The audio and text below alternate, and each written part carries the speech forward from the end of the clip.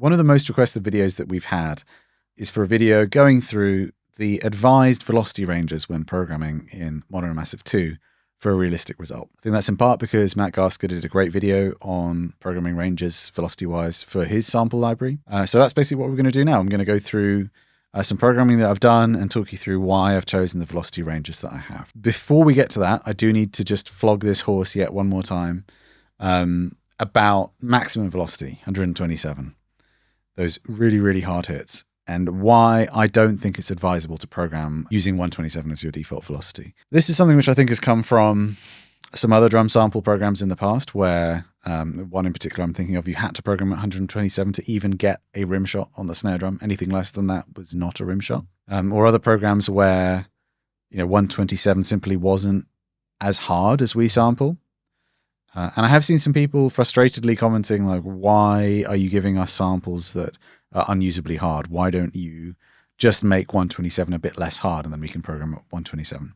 I get where they're coming from, but it does seem a little bit short-sighted to me because drummers do occasionally hit extremely hard, whether that's because it's just, a moment of huge adrenaline live or in the studio, whether it's because there's a section where there's the time and space between the hits for a drummer to be able to fully, raise the sticks above their head or really stamp on the kick drum super hard. Or frankly, some people do like the sound of it. I know a couple of producers that would insist on recording live drums, but in just a couple of bars at a time so that the drummer could literally be giving it 100% energy on every section of the song, because the truth is that a really great recording drummer, even one that's capable of hitting extremely hard, is probably going to be playing 80 to 90% of their maximum possible intensity when they're in the studio recording, semi-technical or fast music. And it probably drop further down if they start to play really fast. If you watch really fast drummers, they are probably playing at 75% maybe of their maximum possible intensity, just because of the speed of what they're playing, not allowing them to hit beyond a certain point. And this gives a certain sound to the drums. If you look even at the drummers who are regarded as sounding the best, the guys that have the best sounding hands or just known for having some of the best drum sounds, and look at their stick heights, that's usually the giveaway, and like how quickly the sticks are moving, oftentimes they're not hitting crazy hard. That great tone is not usually considered to be achieved by just hitting something as hard as you possibly can. A bit like if you were strumming an acoustic guitar, even if you were trying to get volume out of it, there would probably be a point where you are just simply strumming too hard and you start losing the notes in amongst the attack. Drums obviously are percussive instruments, but still there's a tone to the drums and the cymbals, and if you hit them too hard, that's not as perceivable by the listener. Again, you might like the sound of the hits being at 127 because for sure there are production styles that have come up in an era of drum programming versus live drums, which have revolved around extremely hard-hitting samples, and people kind of find a way to make that work. To me, that sounds less like a real drummer, and so think of everything I'm saying here as referring to if you want your program drums to sound like they were played by a really confident drummer who knows how to hit hard and is doing a great performance in the studio, as opposed to program drums where realism is not really the primary consideration and just having like the most attack possible is the desired sound. So that's why we do go to the level that we do when we're sampling. And we're not going absolutely crazy on these hard hits. We're not trying to go harder than the hardest hits that a drummer might use, but it's just that very few drummers ever hit that hard. Much like if you were to buy a sports car, it would probably be a bit annoying to you if the manufacturer had limited your accelerator so you actually couldn't use the power of the engine when you wanted to. So we're not limiting your accelerator here. We're giving you the option to go as hard as you want to, if you want to, and expect you to maybe just adjust down if you are used to programming at 127. Just make the mental shift of like, actually, just over 100 to 115 is probably that 80 to 90% range that I'm talking about. That holds true for all of our libraries, because if it's a different drummer or they're using different sticks or something, maybe the extra hardest hits might be not quite as hard on one library versus another because we're trying to capture the sound of that specific drummer, but the scaling of those velocities is going to be the same. So that 80 to 90% is probably still where their performance range is going to be. So having said our piece on that, let's get into some actual specifics here. We are doing some programming with Mono Massive 2. I've loaded up one of the presets. I've gone with the Cunning Date one here, which is obviously a kind of Deftones Terry Date kind of reference. I think it's one of the more popular presets, and I think it's a good sounding one out of the box, so I've rolled with this. Everything is left stock. All I adjusted was under the Attributes tab, I have done 13% humanization on the timing wheel globally. So that means I can just program everything dead on the grid, and every time it plays back, the timing of all the hits is going to be randomized ever so slightly. I haven't done any velocity humanization, so that everything you see within the piano roll in Logic is actual, like makes sense. What you see is what you're hearing. There's nothing being randomized within the plugin. Let's just take a really quick listen to what I've programmed. This is something I've knocked up fairly quickly. It's basically 3 sections. We've got a quiet intro with some closed hi-hats. We've got a more high energy beat with open hi-hats, and we've got a tom groove. There's a couple of fills as well, some ghost notes, stuff that we'll get into, so that you can get an idea of how I tackle really specific things velocity-wise when programming.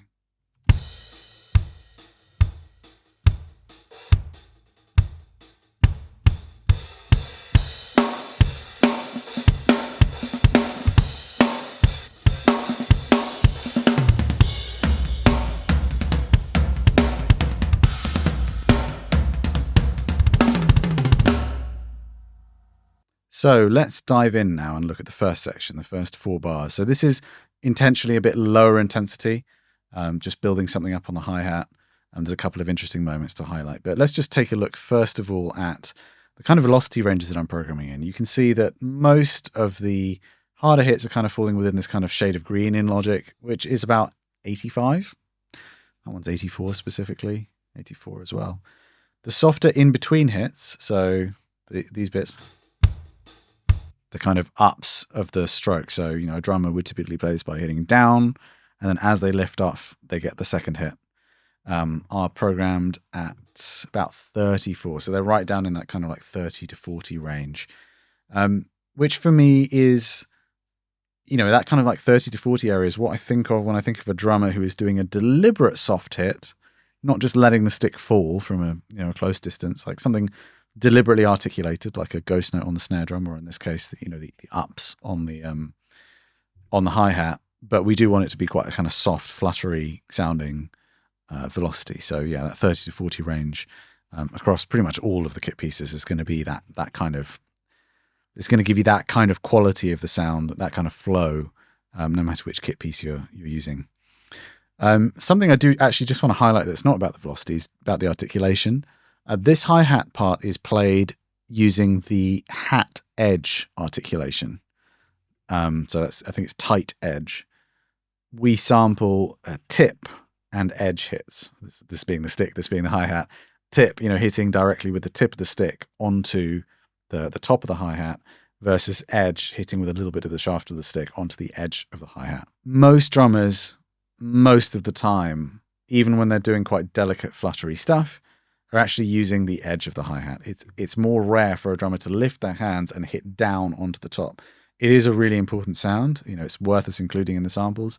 But I would say what I see some people doing sometimes is trying to achieve a tighter sound on the hi-hat by using those tip articulations instead of using the edge articulation at a lower velocity. The lower velocity is what is going to give you that tighter sound, because you're not exciting the hi-hats as much as hitting them hard on the edge. They inevitably tend to ring out a little bit more, especially with these hi-hats, which are 15-inch hi-hats with the wavy edge, the 15-inch master sound hi-hats, that naturally are not quite as closed sounding as some other hi-hats. They tend to have a little bit more wash to them. Velocity is actually the key, I think, to making any hi-hat, but particularly these hi-hats, respond realistically. Again, drummers most of the time are playing with their sticks hitting the hat at such an angle that they're catching the edge. I would use the tip articulation for more specific use. It's quite a different sound. Watch drummers play if you're not sure about when to use it. Watch drummers play intricate stuff on the hi-hat and look, are their hands kind of below the hi-hat with the sticks arriving at the point of impact? Is the hand below the hi-hat? Because they're definitely not hitting it with the tip articulation if that's the case. So yeah, just a little aside there about when you're programming, orchestrating which articulations you use. Within this second part here, I've got like a quick run of 4 kind of flutters on the hi-hats. There I am programming still within the similar range. This is probably in the 30 to 40 range. Which is, 27, 30. That one's 29. I would advise, if you've got a little run of notes like that, that you move one or two about in velocity, sometimes quite substantially, either dropping one hit or raising one hit. You can do it randomly, or you can think about what would be a cool accent within that quick run. Here, I thought that the third one would be a cool hit to accent, and I raised it in velocity. It's that kind of thing that a drummer will do naturally when they're moving their bodies and they're playing a beat that sometimes requires a bit more conscious thought when you're programming. And I would urge you to not think of there just being two velocity levels, basically, to think of like hard and soft when programming these things. Sometimes I see MIDI come through and it's like that. It's all the harder hits are at one velocity, all the quieter hits are at another. A lot of the character and how a drummer plays comes from those subtle variations, especially in the lower intensity stuff. So make sure that you're playing around with it, giving little gradients, whether it's the hi-hat, the snare, the toms, whatever. Just maximizing the feel. And I know feel is often related to timing, but I think a lot of what people hear as feel on drums is actually relating to the micro dynamics within those quick little flutters and things that drummers do. And that can be quite idiosyncratic to different drummers. So definitely something to try and extract plenty of juice from when you're programming. Not much else really to highlight here, apart from towards the end, I'm ramping the intensity. That's more of an arrangement decision. Bringing it up so that the last hit here, this open hi-hat with a kick drum, is close to, but not exactly at, the velocity that we're then going to hear on the downbeat. So the downbeat of the next bar is where things kind of hit a more normal performance intensity. Let's listen to those 4 bars in isolation.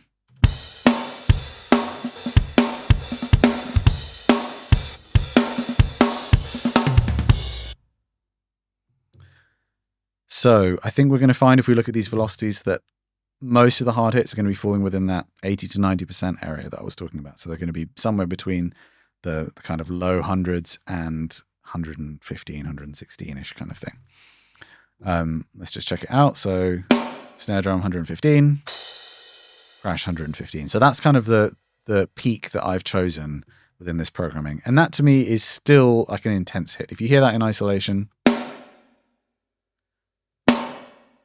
that is a fairly substantial rim shot that a drummer could execute while playing the hi-hats, right? Because assuming they're playing cross-handed, there's a limit to how far they can strike from. It would be really hard to execute a 127, which really is kind of stick above the head, hitting as hard as you can in the context of this beat. And that crash also sounds like it's being hit authoritatively. Again, like authoritative, confident, conviction. These are all words that I think would apply to hits in this velocity range, but we're not talking about just like destroying the heads, destroying the cymbals by hitting them at your absolute 100%. I am deliberately programming the kick a little bit softer, so I think the kick's at 110. So it's not at 115. I think there's a couple of points like this downbeat here where it is at 115. Again, maybe just accenting the downbeat a bit harder, but the majority of the hits are that little bit softer. And that's because I generally think that more so than the snare drums and cymbals, kicks tend to actually sound a little bit better, hit a little bit softer. As you start to hit harder, you start to choke the resonant low end of the kick drum, and you start to introduce a lot of just like spikes within the presence area of the sound, like especially in the microphones that are inside the kick drum. And that tends to be stuff that you end up notching out afterwards. Whereas if you just start from a little bit more gentle, still a fairly, confident hit on the kick drum there. Definitely someone putting some energy into the kick drum, but not choking it. I think that then gives you a nicer core sound to then bring out in the mix to make it sound really punchy through compression and EQ, but not like really spiky, and to still have that nice kind of full low end. So I'd recommend trying with your kick drums to keep it probably more like 100 to 110, even in quite hard hitting sections.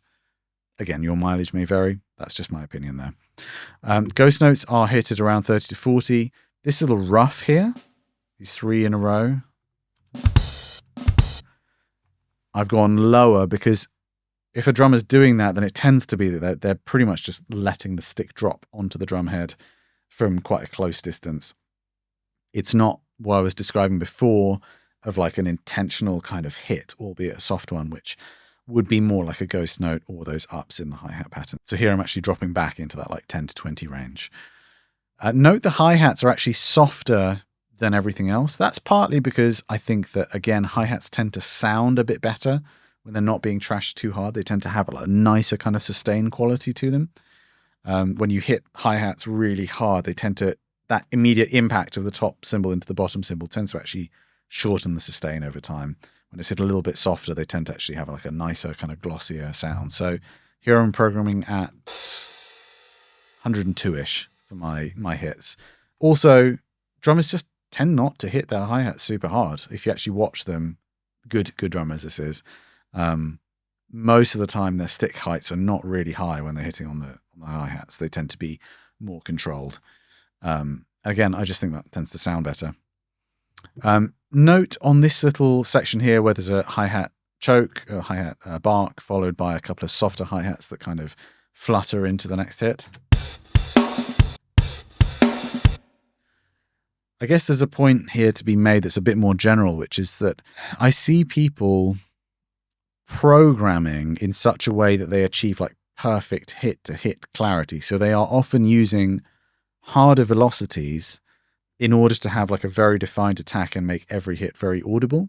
I understand the thinking there, and that is something you can do in this hyper-real environment. But when you listen to really great drummers actually doing the thing for real, recorded without compression and EQ, sometimes these detailed things they do are really soft in volume, and they almost kind of get lost in a way that you have to bring up afterwards during mixing. I'm not saying that that in itself is ideal, but there's a sound to that. There's a flow to how they're playing because they're not hitting the really intricate stuff hard in the way that we might program it. They're actually hitting a lot softer. There's a musicality to that, and there's a flow to that.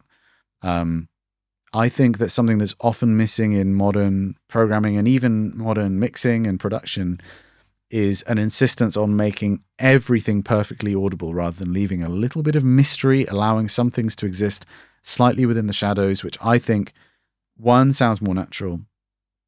Two, I'd say probably encourages repeated listening because you have the sense that something cool is happening and it just takes you leaning into the music that little bit more to be able to make it out. And I think that's a key factor in lots of the records which I found most engaging when I was really kind of developing my taste in music. And to this day, the records that I like to listen to, you don't hear every note of the guitar lick that happens in, in the solo. There might be a fast thing and like, not only is it played by a human and therefore kind of slightly imperfect in how it's fretted, but also the dynamics and how it interacts with everything else might mean that it's not totally audible in the way that you might expect if you just do like a programmed guitar lead. But there's something about that which I think makes it more charming to the listener. And I'd advise you to try and work some of these things wisely into your production. I'm not saying that everything needs to be treated this way, but don't be afraid to go with what sounds best for that specific moment as opposed to using the velocity to achieve the articulation that you want. It's better to have the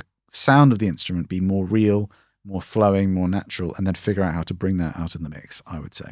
Last couple of things to look at. There's a one-footed kick double here.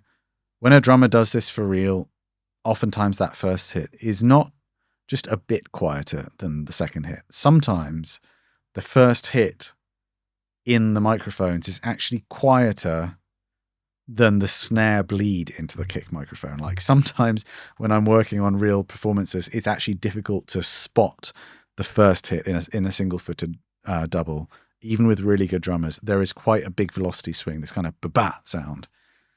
I would at least encourage that you build something like a 20 velocity point or more swing between the softer and the harder hit in a single-footed double. So here we've got the first hit at 81, second at 115. So that's a big swing.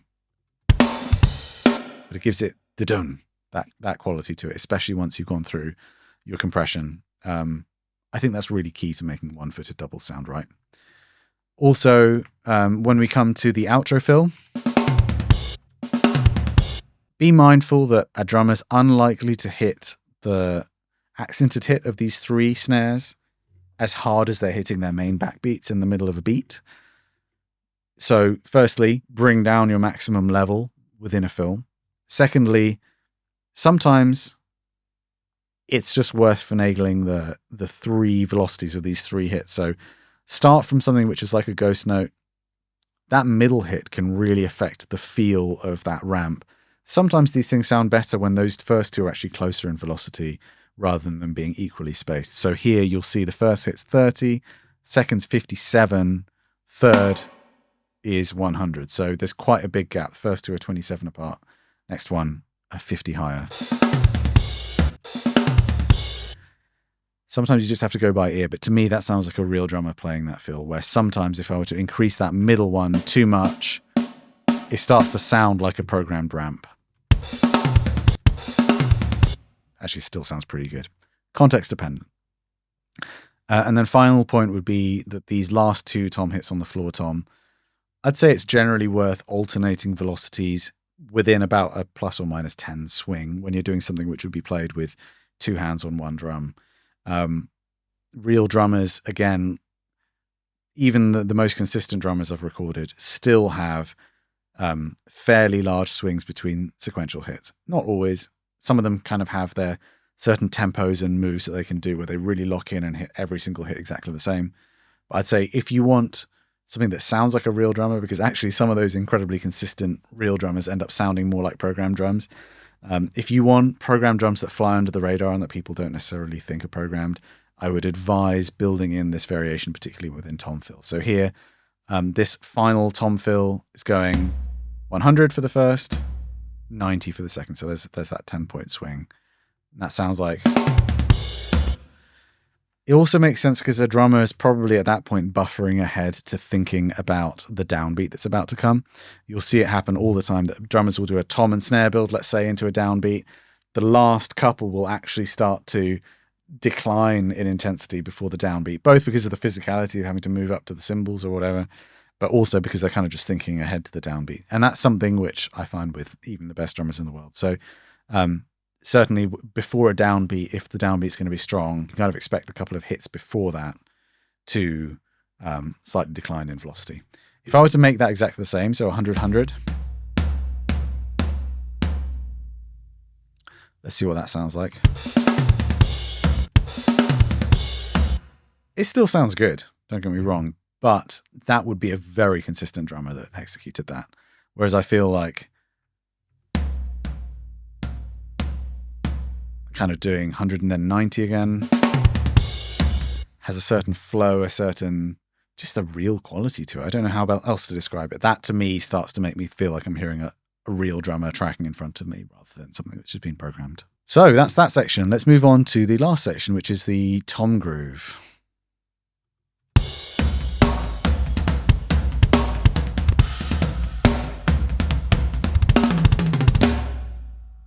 All right, here, I definitely wanted this to feel like the drummer's stepping up in intensity a little bit more. So they're hitting that floor tom, the repeating floor tom, really hard most of the time. That's probably that kind of 115 range. Yeah, we're 115 for the harder hits there. Sometimes when a drummer's got the time and space on a floor tom, because it's quite low down, they're able to really dig into it. Sounds good for these kinds of tribal beats.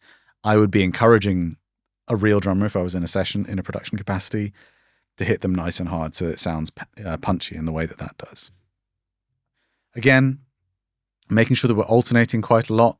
So jumping between 115 and 75E.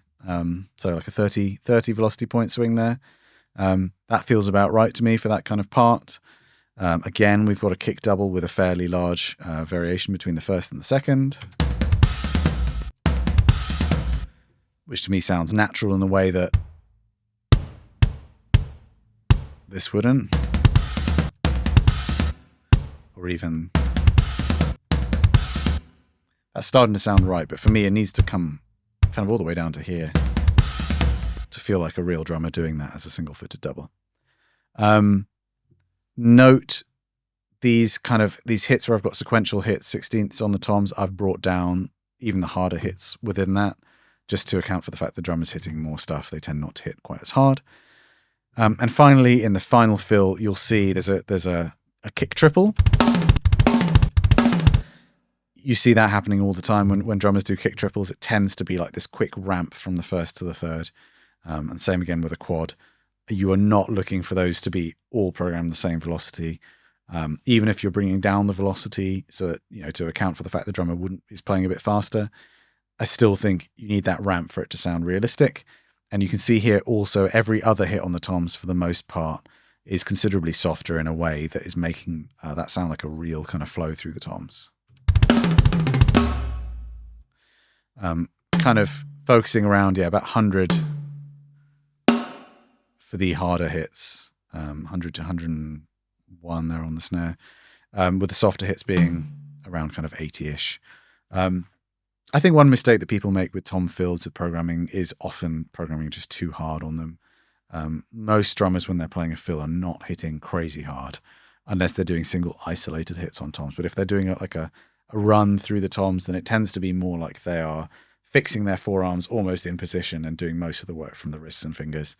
And you just can't generate as much power as you can if you are striking from back here on every hit, which most drummers simply don't do. Once again, just to recap, 100, low hundreds to 115-ish would be what I'd recommend for the bulk of your high intensity playing. Tom fills in general, keep it more like 100 and below. Ghost notes in that 30 to 40 range. Anything which is more like a rough or like a really soft fluttery hit, keep it in that 10 to 20 range. Hi-hats program, open hi-hats a little bit softer, even in the high intensity parts. Kick drum, keep it a little bit lower than you might keep the snare drum. Use the hi-hat edge articulations most of the time, even for delicate stuff. Use the velocity to get the articulation. And then also that kind of key piece of advice I think is allow things to be a little bit mysterious by programming for what sounds good on the instrument rather than trying to even out all the dynamics by just bringing up the velocity of stuff that should really be programmed a bit softer. So I hope that that's illuminating for you guys, and that enables you to continue using Mono Massive 2 and programming realistic drum parts. And also I hope that everything which I said about our rationale for sampling very hard hits at 127 makes sense to you, and hopefully we can stop beating you around the head with this advice over and over again, because I know it's getting annoying for some of you. Anyway, that's all for now, and I'll see you around soon.